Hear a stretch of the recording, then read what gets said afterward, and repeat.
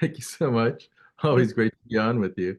Absolutely. And this is really an exciting time that we're coming together again. I think maybe this is our fourth, maybe fifth episode with different various things. Some things have really, um, we've done a couple, like a series of two or three things together, but this is very different. And I'm really happy to have you come on to really, I'm going to say, kind of unpack things that we really never hear this topic discussed in such a way. And that is um, alcohol, how it affects many things, but we're not really talking about this in so much of a negative way where you're kind of thinking of don't drink, don't smoke, don't do drugs, but it's more of a highlight to our audience and a really impactful conversation that we're going to have on the many effects of alcohol, but we really are discussing it in a membrane effect, if you will, which of course Dr. Todd will discuss, but how it affects, it's almost like a cascade effect of alcohol, how it affects us physically, cognitively, and also the physiological effects that it has on all of us as humans. So with that, Dr. Todd, let's start from the top, shall we? Mhm. Let's start with, we talk about the cell membranes and how it, first, let's open up with what alcohol, drinking alcohol actually does to the cell membranes. Let's start with that. We talked about that solidifying and liquefying and whatnot, but let's talk as if everyone is in the room for the first time with us here on how the cell membranes are affected by alcohol. Mhm. It's a very interesting discussion, something that I have an acquaintance with. I think I told you that there was a time in my training between my chief medical residency and my fellowship in pulmonary and critical care medicine that I actually was a moonlighter in an alcohol and drug rehab center. So I had a lot of direct experience with the dynamics of that process and the methods that were used to assist people to re-equilibrate themselves. And I didn't have the same awareness then. I happened upon an amazing book that really clarified these factors in a way that was ingenious. A book by Dr. Robert Erdman called Fats That Can Save Your Life. And the brilliant insight that wasn't even clarified when I was working specifically in an alcohol rehab unit was the function of alcohol is as a solvent. It actually liquefies the cell membranes. It makes them more liquid, really.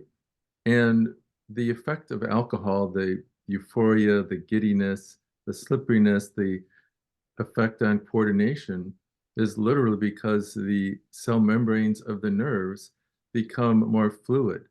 And there is a certain rate at which the lipids in the cell membrane interchange.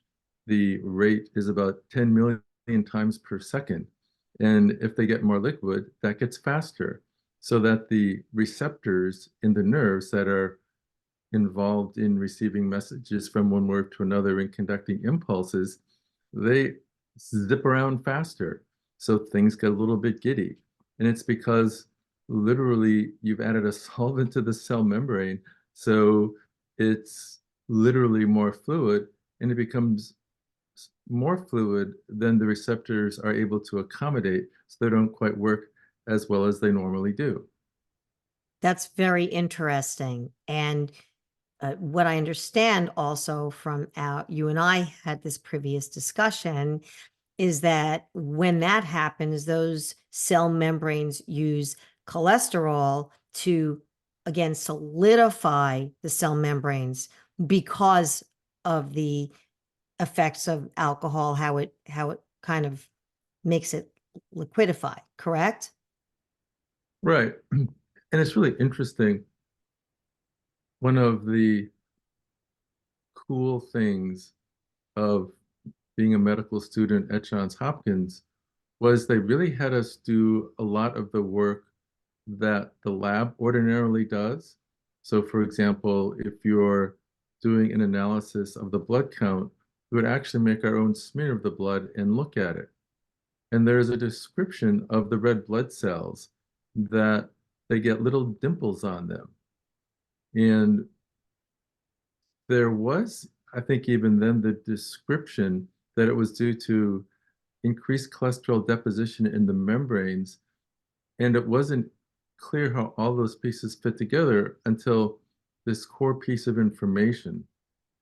And it's really an adaptation. The brain wants to feel, as it were, a sense of stability, that the fluidity of the cell membrane, the way the receptors float around, the rate of those dynamics and how they interact together. Like many systems of the body, there's a set point. It's called homeostasis. It likes to converge to a stable situation. So a single drink or even a night of having a good time in a celebration, that's not going to create a big adaptive response. It's more if there's a chronic increase in the fluidity of the membranes. If someone is drinking more regularly and all of a sudden the brain wants to reestablish its set point. And what's interesting, because we have all of this feeling about cholesterol that we want to manage it, we want to keep it controlled in terms of the level in the blood, it's a very useful compound. It does a lot of things. And among the things that it does is it helps to set the fluidity level of the membranes. So Mm, cholesterol is the adaptive response. If the brain over time feels that the membranes are too liquid, it adapts by increasing the cholesterol content of the membranes, which makes them stiffer. mm, Adapts to the amount of alcohol that it's experiencing. So if it's chronically a little amount, it's a little cholesterol. And if it's a larger amount, then it's more. And that then starts creating a new set point where the brain adapts to expecting a certain amount of alcohol to maintain the fluidity of the membranes.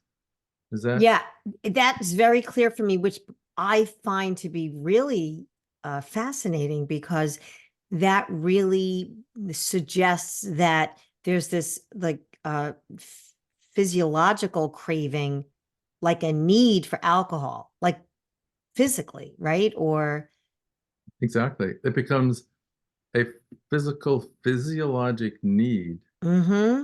to consume a certain amount of alcohol to adjust the liquidity and fluidity of the membranes to what the brain membranes have reset themselves for. So Yeah. the person who's accustomed to say for a number, there are different ratings. We used to call it 200, but now I think it would be called a 0.2. At a level of 0.2, the person who feels completely normal is because their brain has adapted that that's their normal set point, and they need that amount of alcohol for the new homeostasis. Right. And now let's be clear, just to kind of recap a little bit in case someone's just coming in and listening, that once in a while celebration, you're having a glass of wine, or just maybe you're at a wedding, maybe you have several, um, fine. But we're talking about having that need to adapt physiologically and physically when it becomes really constant, and maybe you're having whatever, 3, 5 cocktails a night, let's say, it becomes very, very constant. Is that correct? Right. We're talking about a new set point level. So And it sets that new set point level. and we set it, if you will, when we raise the bar with how much alcohol we're taking in regularly on a regular basis, and it kind of resets that level, correct? Right. And the challenge is if the alcohol level drops, then the membranes are too stiff. The Yeah. receptors don't quite work properly. And that's what makes people feel unwell when Mm. they withdraw from alcohol. So it's not just, how you say, a psychological feeling that they need it to calm their nerves or whatever the rationale would be, whatever the rationalization may be. It's more that physically the system is disturbed, the membranes are too stiff, the ideal set point has been pushed in the direction of being too stiff, the receptors don't work as well, and the brain says, we literally need to loosen up. We need the solvent because that's the set point that we're adapted to. Uh-huh. Which is what you refer to as the slippery membranes. Mhm. Uh-huh. So that's kind of that membrane effect, slippery membranes. And um, what gets impaired then? Well, it's You interesting. I think we should, for clarification, say that there is ideal fluidity. okay. And then if people consume amounts of alcohol that make them more fluid, that's when they're too slippery.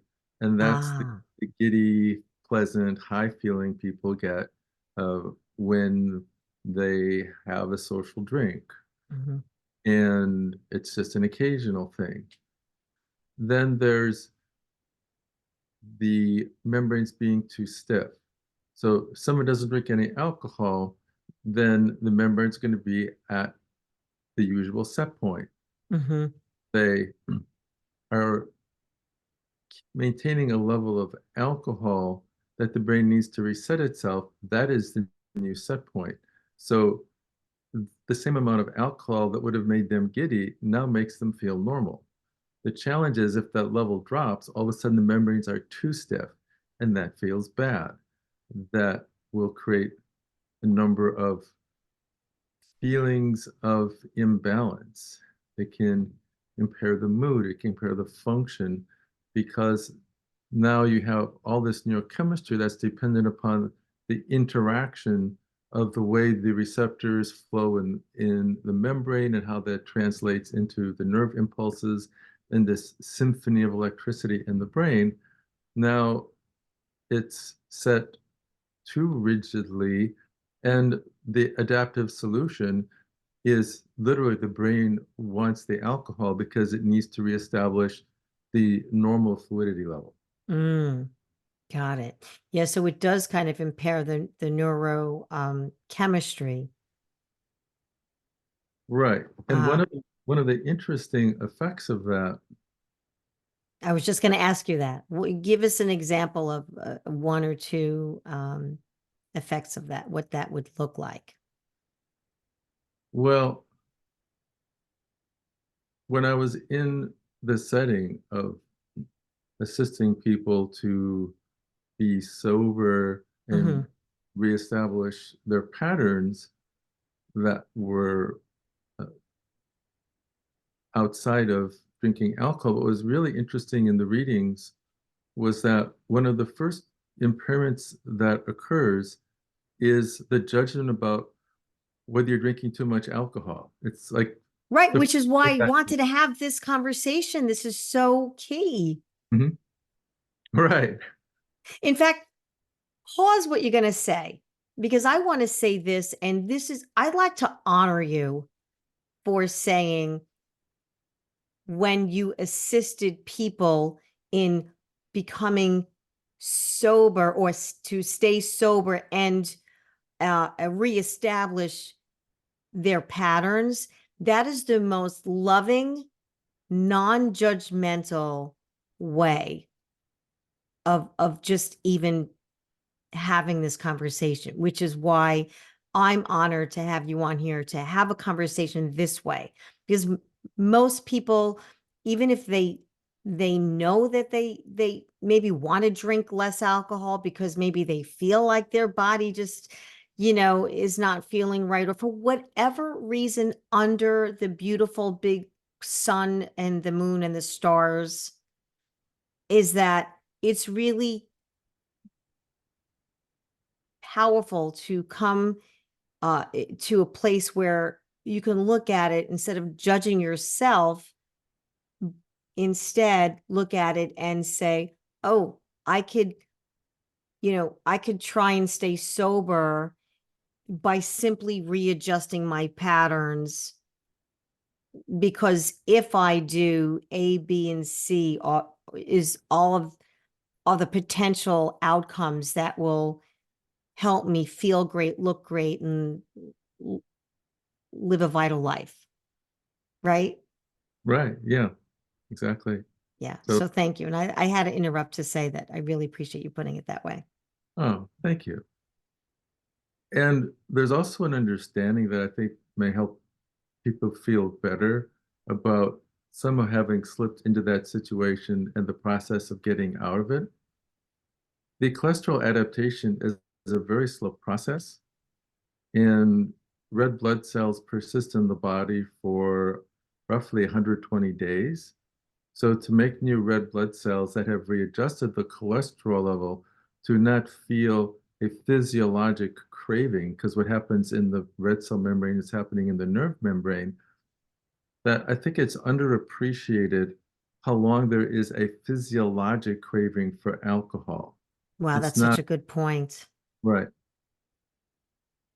Wow. In, 120 days. mhm. Why do you think that it's not appreciated? Well, in the rehab environment, the first focus is getting the person to stop drinking and supporting them through the early part of the process. Because the symptoms of alcohol withdrawal are related to the membranes being too stiff. So, literally, the person stiffens up. Their systems don't work properly. There can be nausea and vomiting, intensification of the cravings for alcohol, Mhm. feeling sick, feeling depressed, uh, being willing to do anything to get alcohol because the brain's saying, I need it to feel normal. So there's a lot of focus on getting the person through the most difficult early period, uh, supporting them with medication to have a calming effect while the system is being rigid and tense because the system literally cannot work because everything is too stiff. So there's this big focus on getting people, uh, quote unquote, sober so there's no alcohol in the system. Mhm.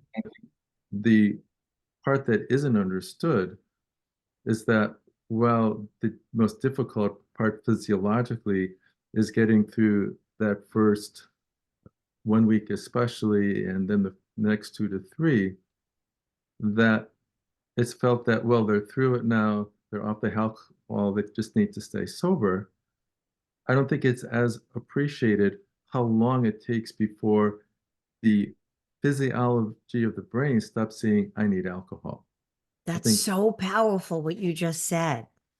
And at the same time, it's so inspiring for those people that have been trying and wondering, why is that physiological feeling or effect not going away yet? And then you can get frustrated, and then you go back, and you go back to the old pattern. right. And it's easy because it feels good because the brain actually needs it because that's the new set point. And it takes a long time to ease back to where alcohol isn't needed to have the normal feeling of fluidity. Got it. So now we have the physical, the physiological effects. Physically,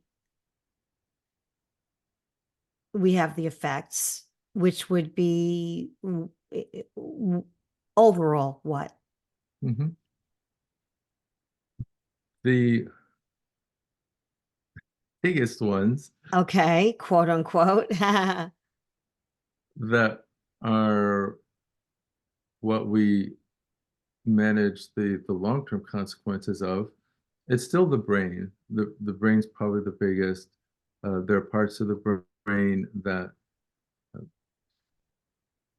may be injured, especially the parts that are related to memory, influences on the hippocampal area, frontal lobe area, so it can affect judgment, executive functions, decision making, which is part of the difficulty in the realization that there is a problem. Like what alcohol Yes. somehow masks the effect of realizing that it's really more than is ideal. It kind of is a self-generating circle that tends to put the whole brain into an adaptive state. The other organ that gets overdriven is the liver, especially, and the way alcohol is metabolized into things like acetaldehyde and uh, acidic components, fatty acids, can initially create a consequence that we call a fatty liver. Mhm. There are other reasons for fatty liver um, that are called, non-alcoholic uh, uh, fatty liver disease, but alcohol is a common reason for it. Alcohol tends to metabolize as a fat. Another point that Dr. Erdman made is that alcohol metabolizes like a gram of sugar and a half a gram of fat per gram of alcohol. So alcohol isn't specifically a fat, but it acts like a fat and will cause fat to accumulate in the liver. And if it accumulates to a certain point, that causes an inflammatory reaction in the liver, which then is called alcoholic hepatitis. Uh, so fatty liver with hepatitis actually is medically significant and can have some very serious consequences. There's even some smaller percent risk of not even surviving that if it evolves Mm. to that point. And the chronic inflammation of the liver, if it's not quick, but if this is sustained over time, the liver gets increasingly injured and scarred. And the end stage is a chronic scarred down cirrhotic liver, and that creates a whole sequence of complications. The portal vein doesn't drain properly, and large veins can build around the esophagus. Those can rupture and bleed.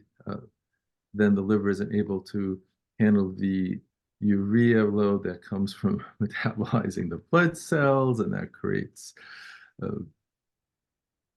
a urea that can alter consciousness and result in seizures. Oh my Uh, goodness, like the list goes on. yeah. Yeah, yeah. It's yeah. So like as a recap, so those the progressive stiffening effects, right? Mhm. Effects on the membrane affects the liver and becomes a fatty liver. The fatty liver it also is kind of is like a fatty hepatitis, if you will, which is also known as alcoholic hepatitis, right? If it's caused by If alcohol, it's caused by alcohol, right? right, Just in relation to alcohol, like with this right. conversation.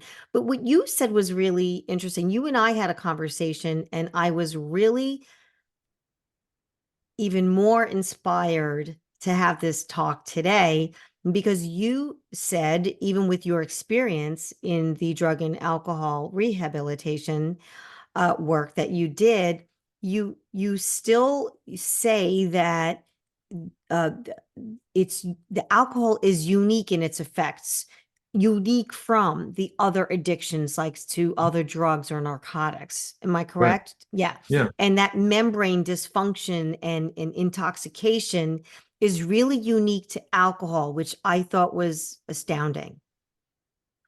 Right. Almost all the other addictions that are widely discussed in major issues, whether it's opiates, cocaine, crystal meth, and others, have a different kind of mechanism. And it was first described for the opiates, so I'll just show it by comparison. Hmm. And let's say that someone feels great when their opiate receptors are 80% full. Um, One of the cool things when I was at Hopkins was that when these discoveries were being made, there was a Dr. Solomon Snyder at Johns Hopkins who, along with Candace Pert, discovered endorphins, that our brain actually makes endogenous morphine-like compound. That's what endorphin is short for, endogenous morphines. So we respond to opiates because we have opiate receptors for opiates our brain makes. Those are like the And, natural opiates. and Can we you have, repeat that again? What the real name is for that? mhm. So endorphin is short for endogenous morphine, Okay, endogenous morphine. right? Endogenous morphine, it's not exactly morphine, but it's a morphine-like substance in terms of the endorphins act on opiate receptors, the same ones that the pharmaceutical opiates bind to create the euphoric pain relieving effects of the opiates. Huh. And just for understanding the process, the actual numbers might be different from this, but conceptually, let's say that someone really feels good when 80% of their endorphin receptors are full. Maybe they run and they're 90% full and they have like, the natural high. Let's say they take an opiate, whether it's morphine itself or Oxycontin or fentanyl, any of the opiates will act by stimulating the receptors, and it's more than the brain would make. So let's say now that 100% of the receptors are full. So then there's like a really big high, this big euphoria. And just like alcohol, if that's just a one-time thing, then the brain simply re-equilibrates. But if it's ongoing, let's say that someone's been taking an opiate for 3 weeks and their receptors are 100% full for 3 weeks, the brain has a feedback mechanism where it says, oh, well, I have more than enough of this. And then the nerve that makes the 80% level now makes less. Maybe it's at the 60% level. And what if the person stops all of a sudden, just like the membranes are too stiff, now there isn't enough of the endorphins to feel very good. Instead of this natural high, it's like feeling the crash, feeling the withdrawal, feeling the uneasiness. And the response then is to, just like the alcohol, to seek the substance to feel back in balance. And over time, as the nerves get more and more depleted, then people may need to take bigger and bigger doses, and it's a vicious cycle. The Mm. longer it takes it and the bigger the doses, the more depleted the nerves get. And with narcotics, the issue is giving the nerves enough time to re-equilibrate and make enough of their endogenous morphine to feel back in balance. It doesn't take as long for the endorphins to re-equilibrate as it does for the membranes to become less stiff.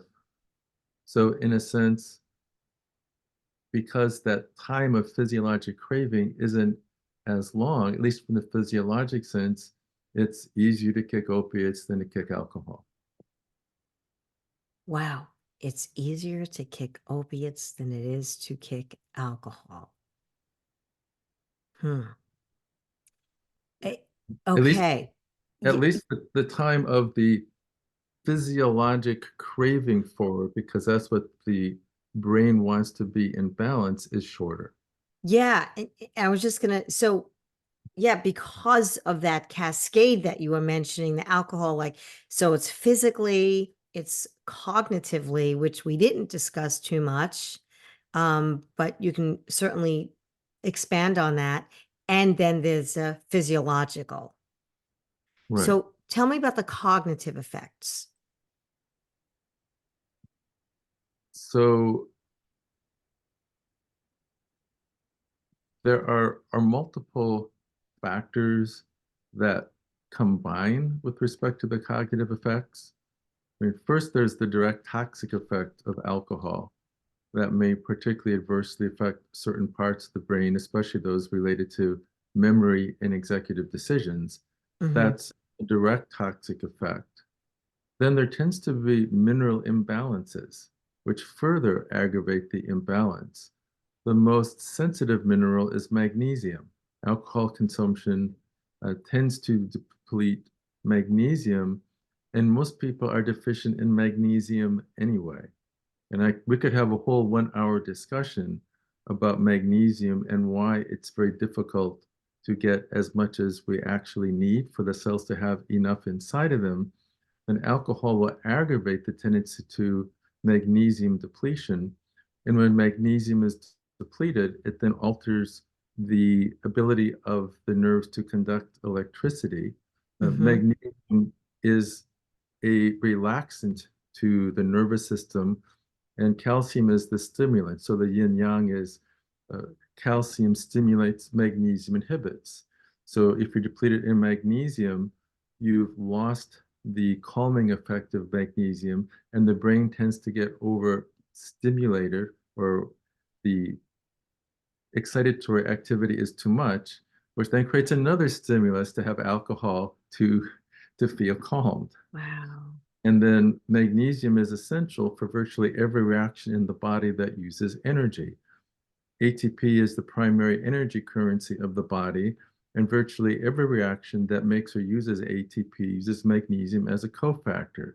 So that Mm. will generally deplete um, energy in a sense across the board, energy and vitality, while also inhibiting efficiency of neurotransmission. So that's another depressant.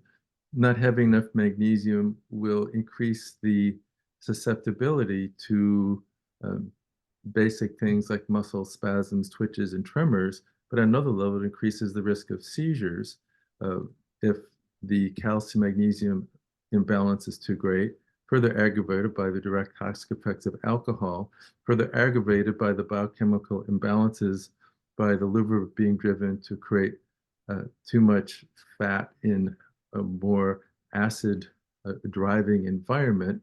Then you have the impairment of the liver, which is required to detoxify things in our environment and to metabolize our food properly. So you can get added toxic effects from the inability of the liver to process food and to clear metabolize toxins. So you have multiple factors that are impairing brain function, multiple factors where the brain needs to have, in a way, more alcohol to imbalance the overstimulation and stress, and reduced energy because magnesium is depleted.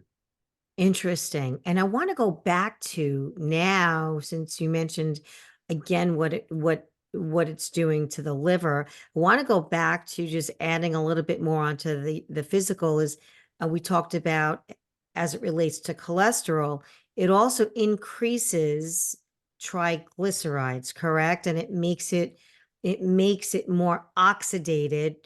Uh, and that's what makes it uh, uh, what do you call it? The oxidation level is what makes it unhealthy, correct? As far as the oxidation in our cholesterol? Right. Well, as I said, it's really interesting to look at alcohol as a food group. So Yeah. Yes. we talk about counting carbs and counting protein grams and counting fat grams, and we see it on so many bottles. A gram of protein is 4 calories, a gram of carb is 4 calories, a gram of fat is 9 calories. Right. A gram of alcohol is 7 calories. So Right. literally roughly equivalent to consuming a gram of carbohydrate plus half a gram of fat. Plus half a gram of fat, because we said the four,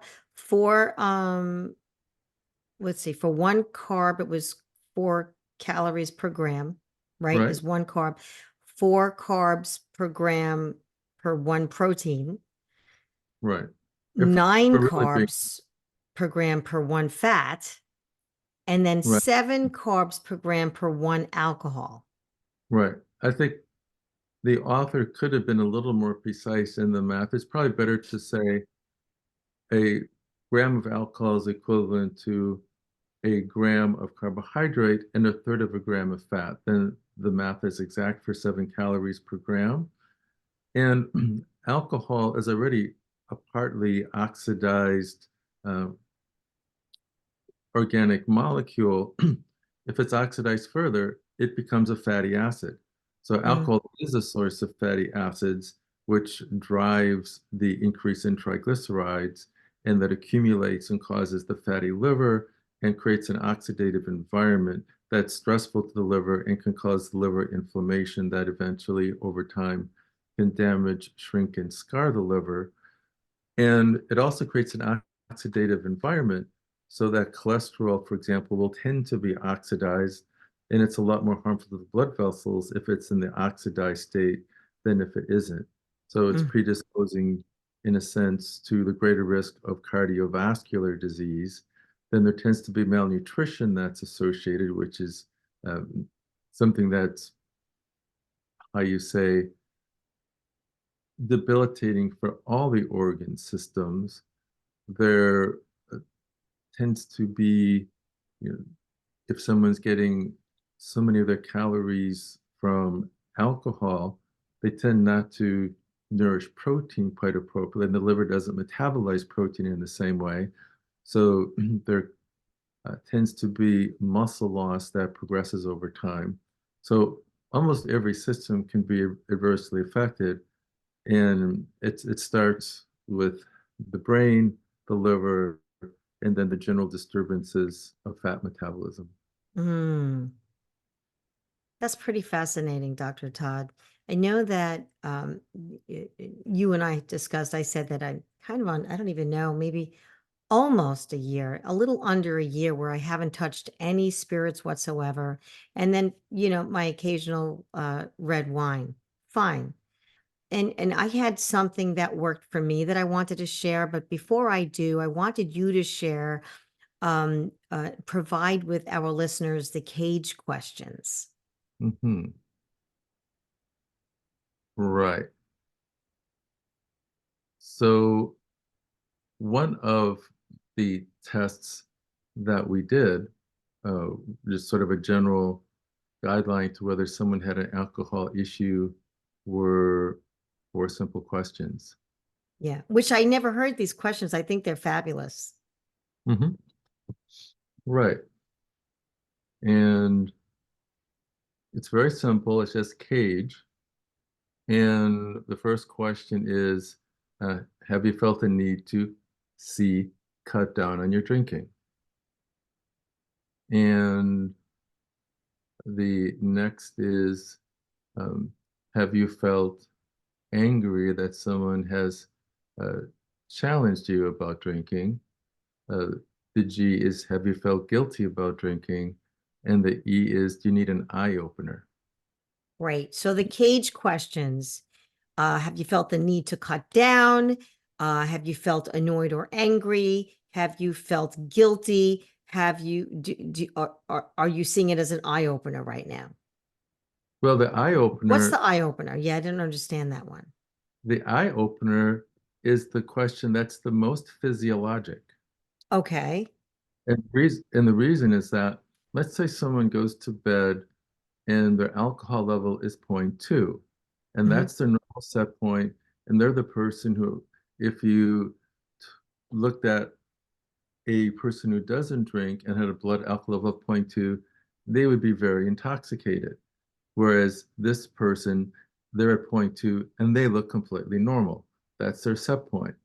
Well, they had their last drink when they went to bed, but overnight the alcohol metabolizes and they wake up, and instead of the level being 0.2, it's 0.05. So their brain is too stiff, and they need the eye opener. They need the drink in the morning to feel okay. That's Oh, the okay. Now I understand. I didn't know what the eye opener was. yeah. So It's the that's drink the in the morning. physiological question. Hmm. Do you need alcohol as an eye opener? Like, do you need to start your morning with that? Right. Wow. So, cage, CAGE, cut down, angry, guilty, eye opener. Hmm. And basically, if two or more of those questions were a yes, then that indicated a person had an issue that needed to be explored further. Right. And explore to even possibly, okay, let's explore this. Let's or doesn't need to be cut back or doesn't need to be stopped. Or is it an issue where the person has gotten so out of touch with the adverse effects that it's having on them? Because I said, one of the first thing that it blunts, strangely and curiously, is the person's ability to realize that it's creating an imbalance or a problem. Right, which is that cognitive effect as well, no? Right. It's like when you've heard it 100 times, oh, I'm fine, or um, like someone could be slurring their words or something. I don't know. I'm just making something like I physically, and I maybe they don't forgot just realize. fine. Yeah, right, right, right. I am walking straight, or whatever.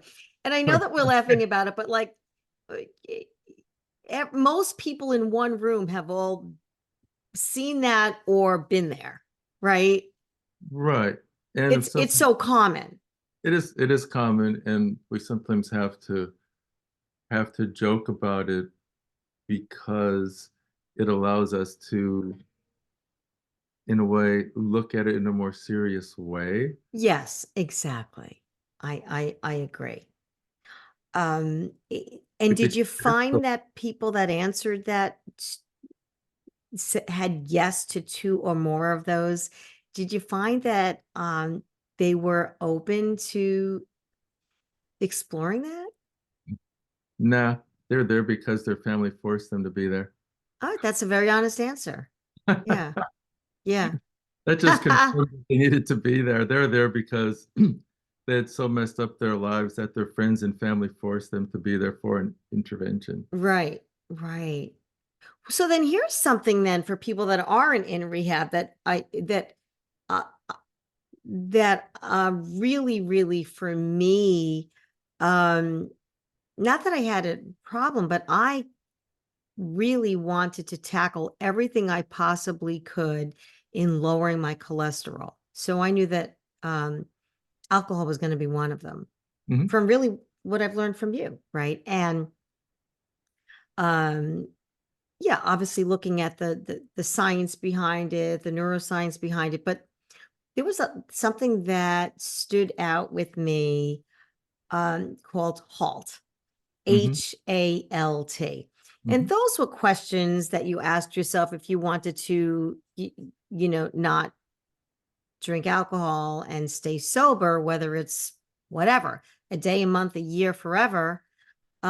HALT. So H is hungry. So you're basically doing a check on yourself. Okay, am I hungry?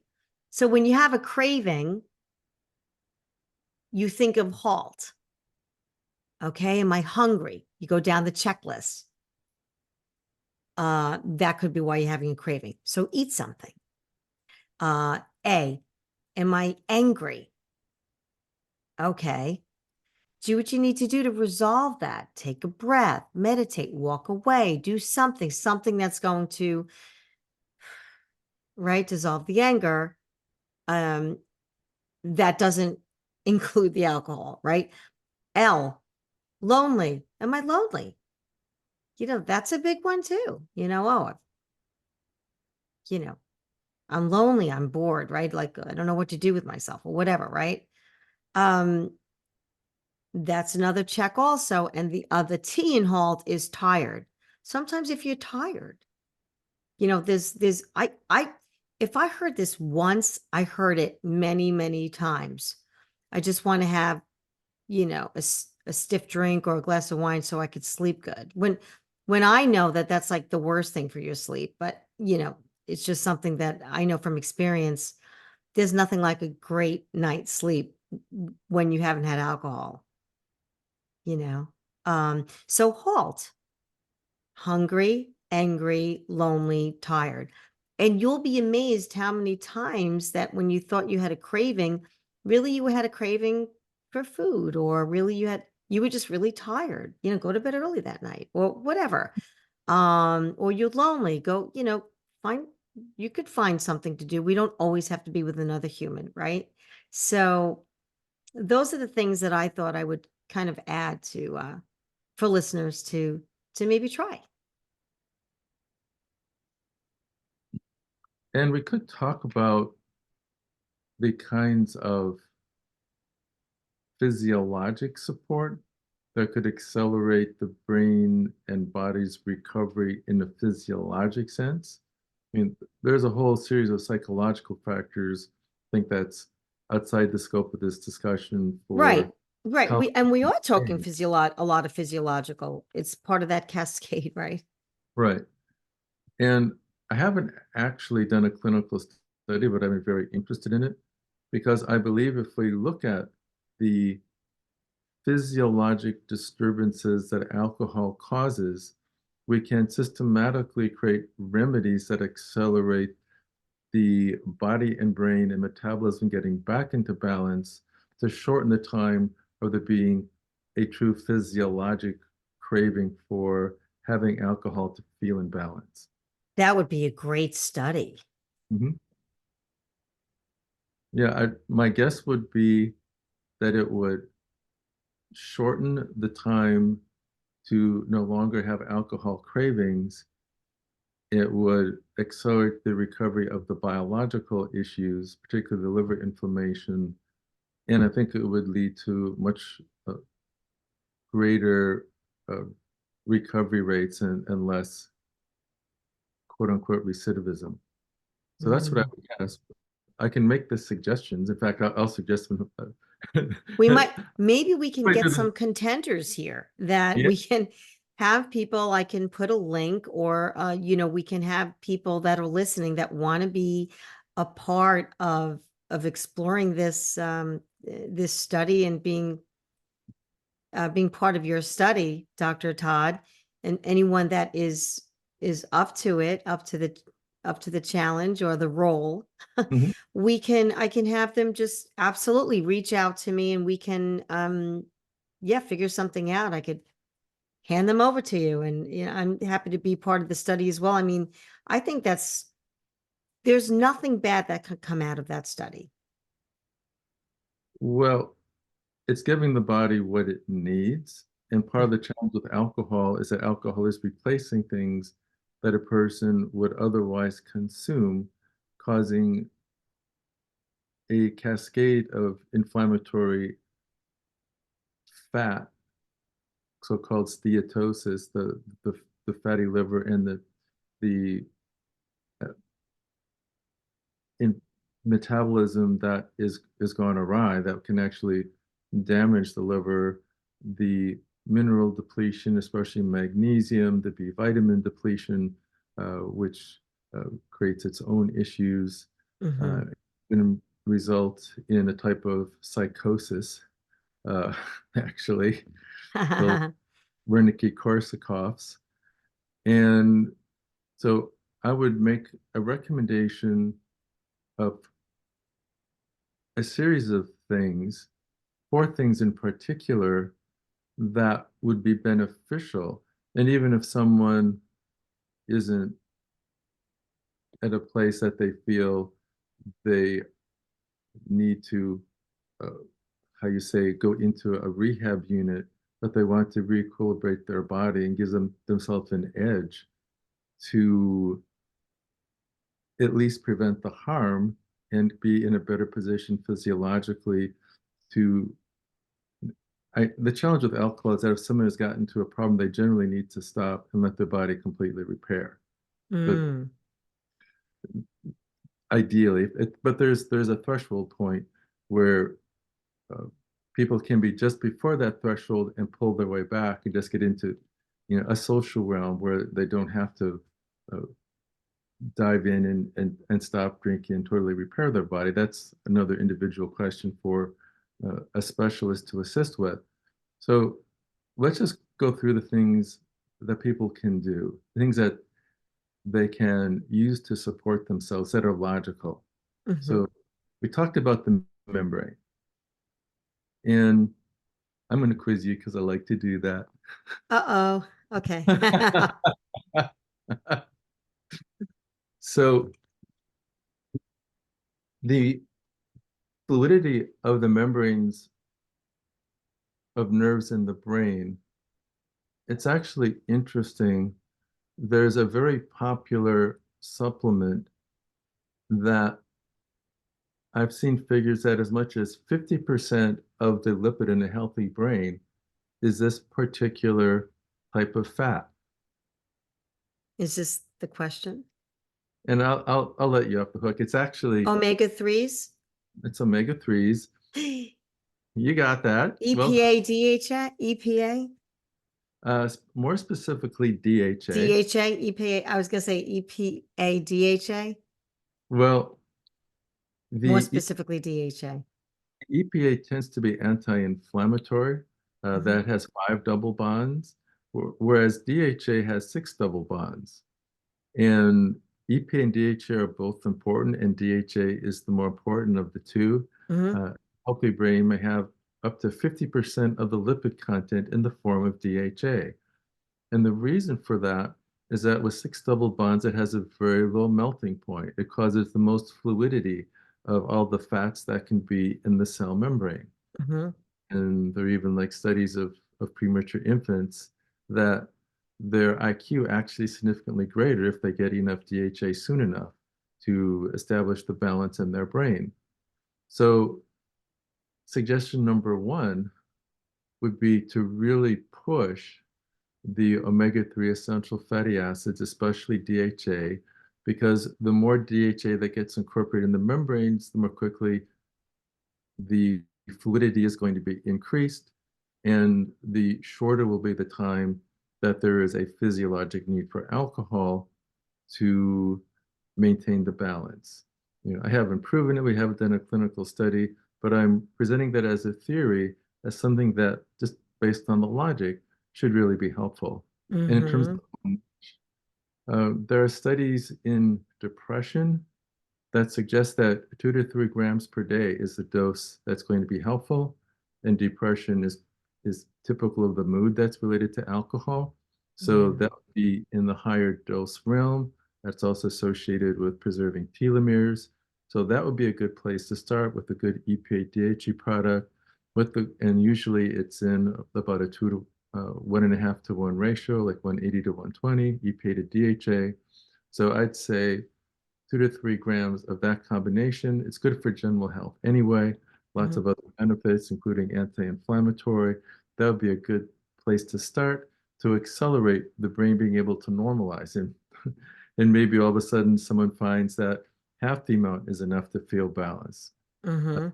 There'll be another study if there could be like a dosing schedule where someone actually would be able to gradually reduce the amount they take as opposed to having to stop and go through a more aggressive withdrawal period.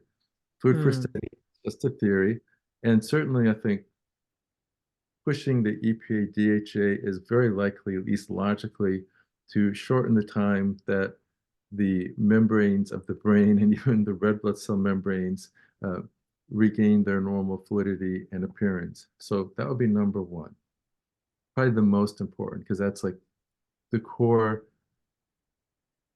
physiologic dysfunction that makes you unique from all the other types of addictions that are more related to neurotransmitters and their balance in the nerves as opposed to the actual membrane issues. Next would be magnesium.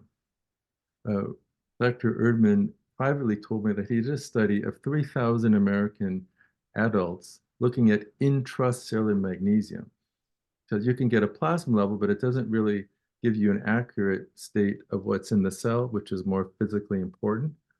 He said of 3,000 Americans, only 2 had adequate intracellular magnesium.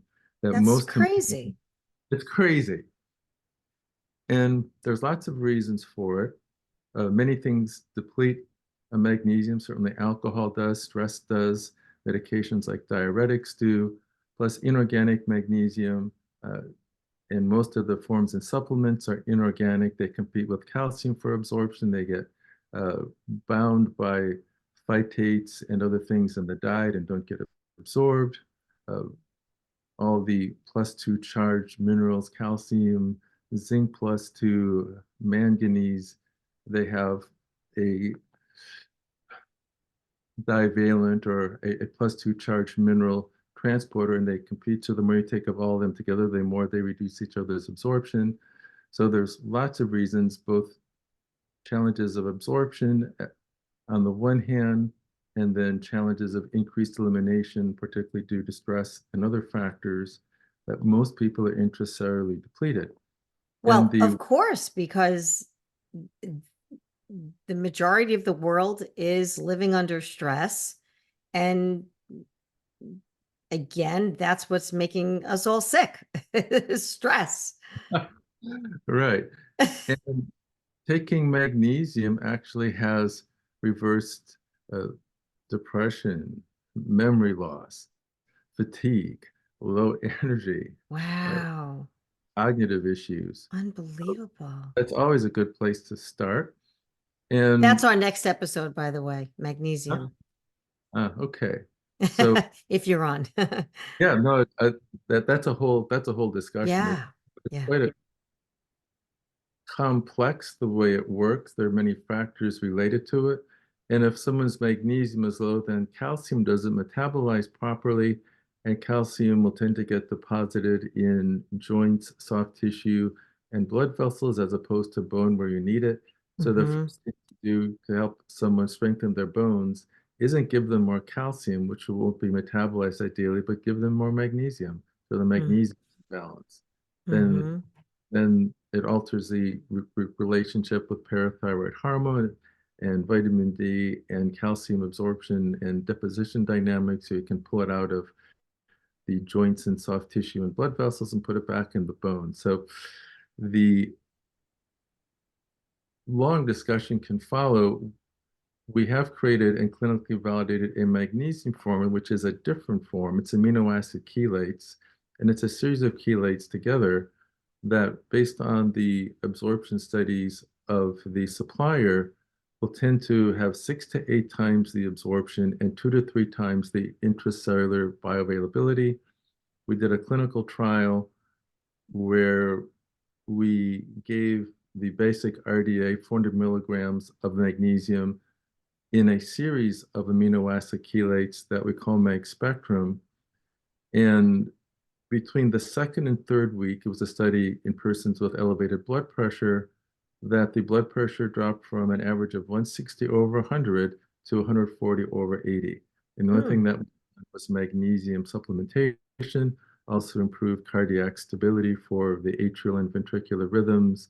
There was even improved cardiac performance on echocardiography. And we raised plasma magnesium levels. It wasn't intracellular, which would have been more ideal, but we did show that we increased the plasma levels. So as a particular form, taking 400 milligrams, or I guess they already moved to 420 milligrams of that uh, formula per day, we've seen be very beneficial. And probably for most people, doing that for 2 to 3 months will actually overcome the intracellular depletion. And there can be a whole range of feeling better just having magnesium, including Mm. a more ideal calcium and magnesium balance, as well as the excitatory inhibitory balance of the minerals and how they affect nerve conduction in the brain. Very, So, very cool. And again, I heard you say 2 to 3 months. Again, we're talking about again that 120 days seems to be, mhm, yeah, part of that formula of yeah, to to re-equilibrate. really mhm, recalibrate, reprogram, or is that somewhat also kind of regeneration?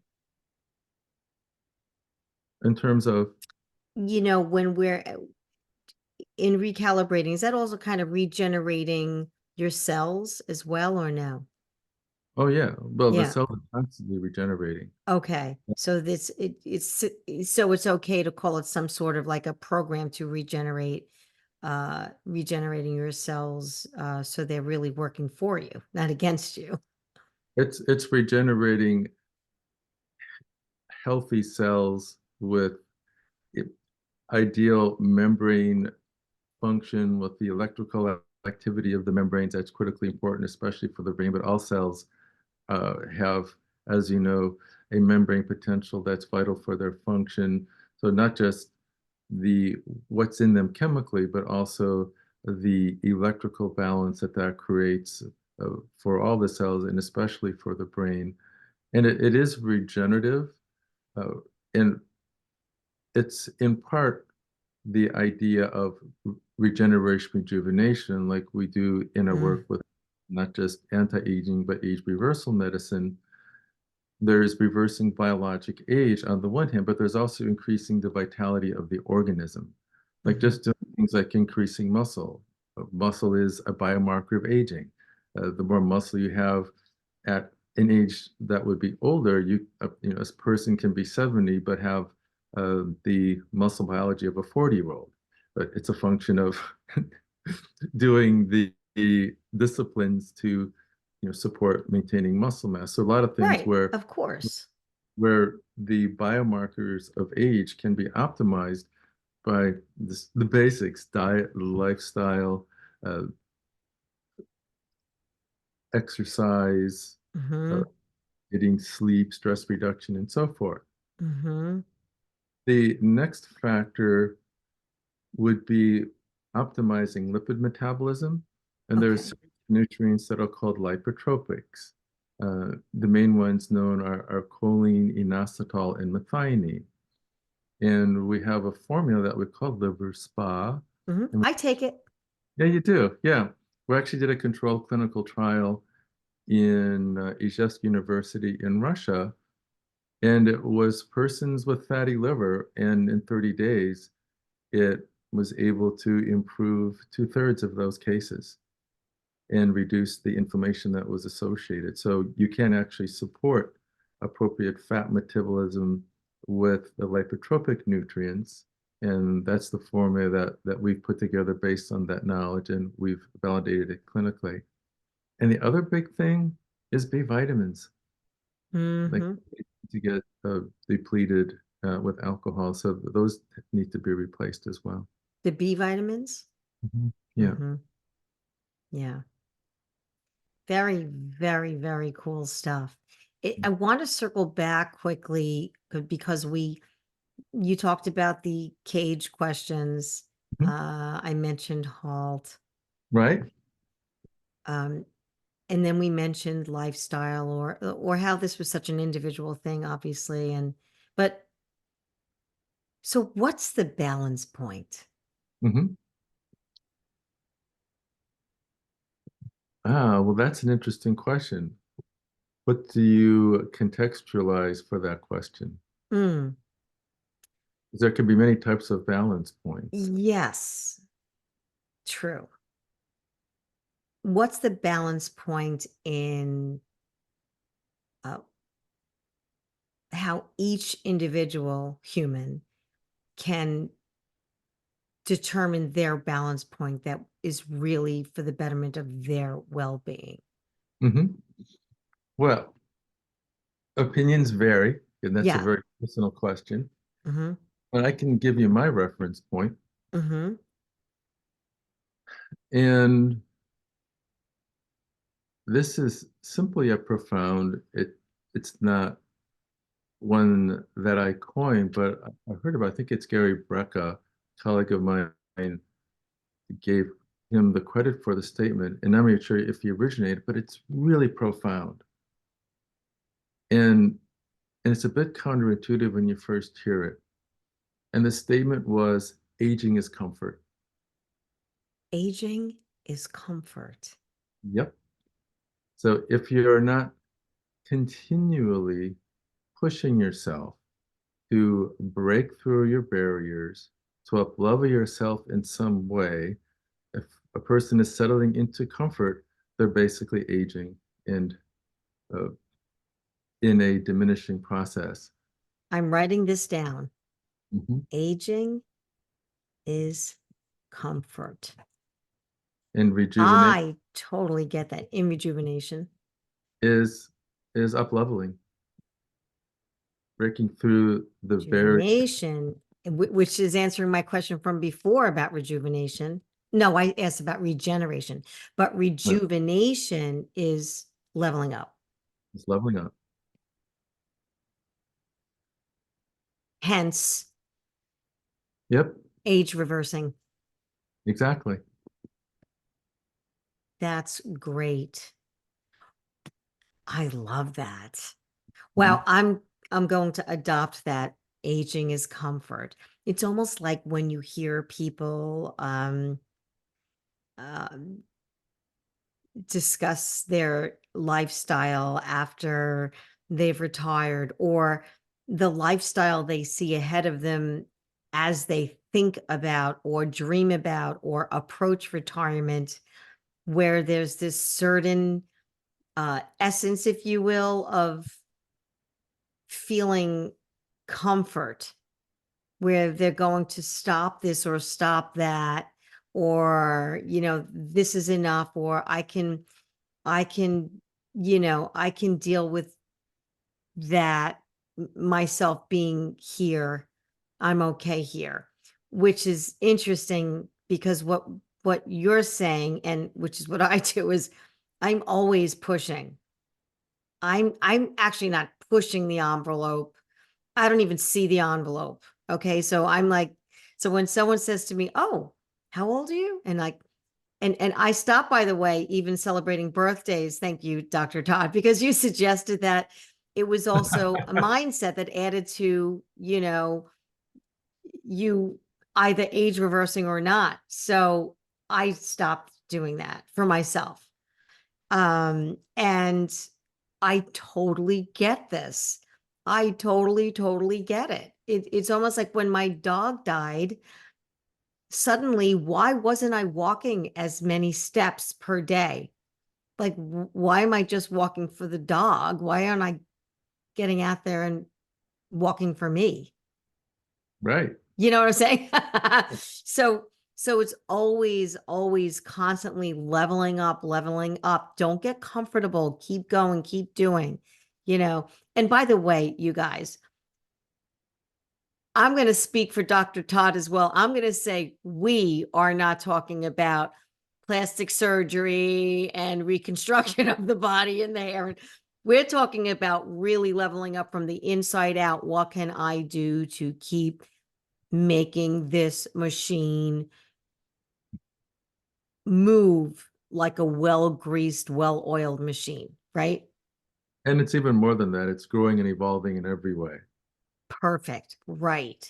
In every way. So that you're not you're not the car that drove off the lot maybe 25 years ago, let's say 65 years ago or 50 years ago. You're so much more than that. You're like a vehicle that can actually go into space eventually. Yep. Yeah, there's no limit. Mhm. And again, we're going right back down to this whole discussion that you and I always have on Beyond the Current Situation is age reversal. You know, it there you go, full circle. It's all connected. Yep. It's all connected. Speaking of connecting, you have a new Instagram, which I've not seen you on yet, but you have a new Instagram profile, or should I say page.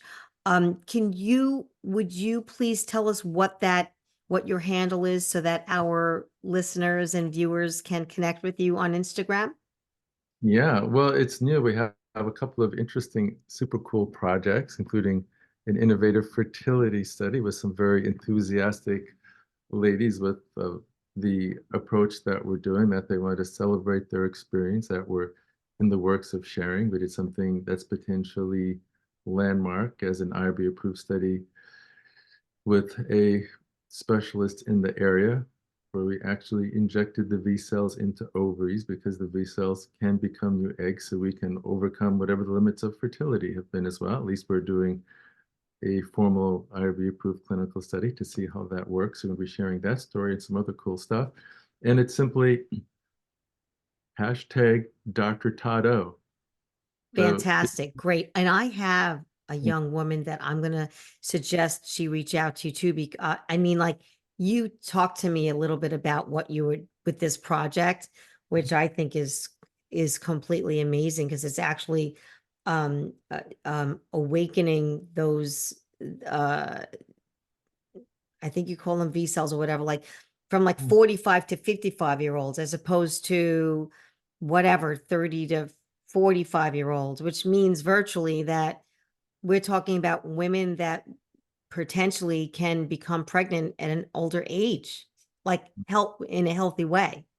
in a healthy way, by regenerating the whole system, Yeah, this is, I ovaries, mean, the uterus, and the fallopian tubes, and making sure everything is open and regenerating the uterine lining and the fallopian system so as well. beautiful.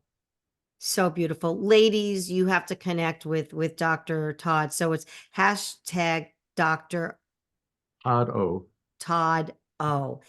D-R-T-O-D-D-O. Hashtag Todd O. Yeah, D-R-T-O-D-O. Dr. I Todd. like it. Hashtag Dr. Todd O.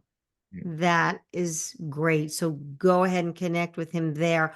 Also, go ahead and connect with me as well, because if you're interested and we want to nudge Dr. Todd O and remind him that he was thinking of doing another study that you mentioned earlier within the hour and a half, Right. then let's do this. That would be great. Connect with me and I'll make sure that Dr. Todd O is accountable to make that study happen. I think that's a great study as well. I mean, why not?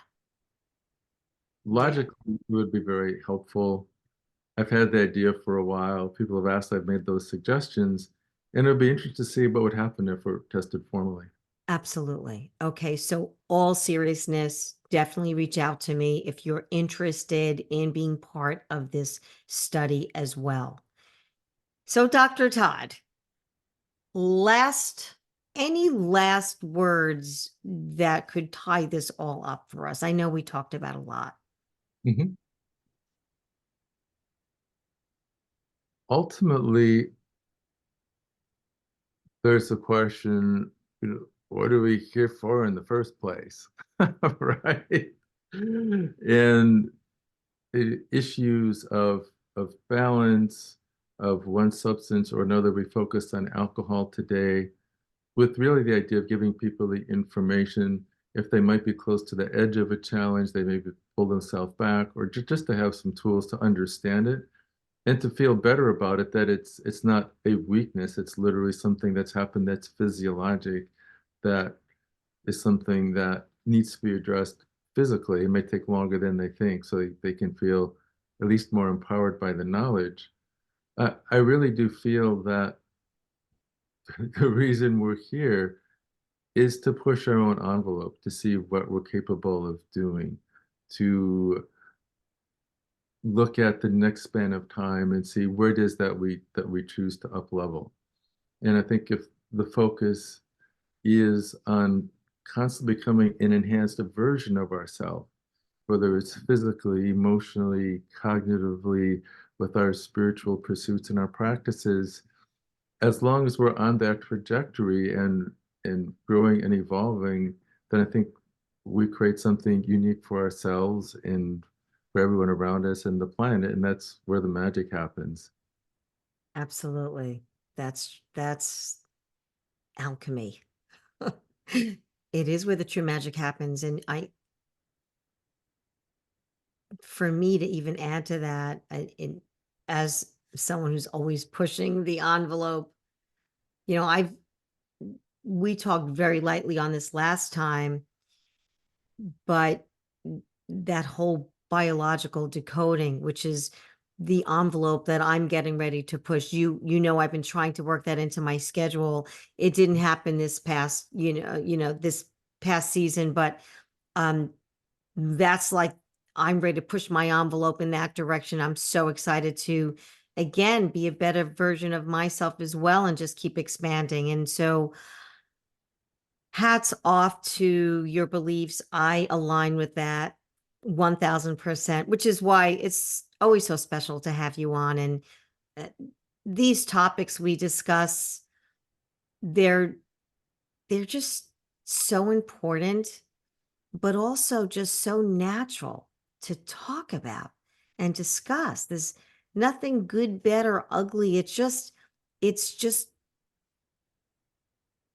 to come here and use this platform to openly invite people in and learn different ways to really help them evolve is really and help them go beyond their current situation, hence the name of this show, is really what it can be part of what we're all about here, even on this show. So thank you so much for being here.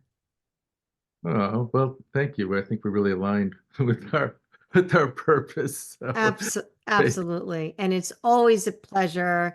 So can't wait. So remember, hashtag Dr. Todd O, and also message me. You can message me on my IG as well, Lily_Sanders _author. You know how to find me, lilysanders.live, or, you guys can find me, but mostly subscribe here so you're in tune to any new episodes that keep coming out. And you can also listen to all of the previous episodes that Dr. Todd and I had here together. In addition, you can also leave messages on the podcast for Dr. Todd or myself or both of us. So we'll see you there. Thank you, Dr. Todd. you.